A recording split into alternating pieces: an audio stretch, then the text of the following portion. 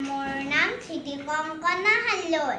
মই এটি কবিতা আবৃত্তি কৰিবলৈ ওলাইছোঁ। কবিতাটিৰ শিৰোনাম ভিতৰে বাহিৰে। কবি জুবিন গাৰ্গ। সাগৰ দেখিছা তাত বৰ এন্ধাৰ, ঢৌৱে কবাই শব্দৰ কোলাহল, পাৰাপাৰহীন ক'ত আৰম্ভ ক'ত শেষ কোনেও নেজানে। মই নদী ভাল পাওঁ, নদীয়ে নিজৰ পথ নিজেই বিচাৰে।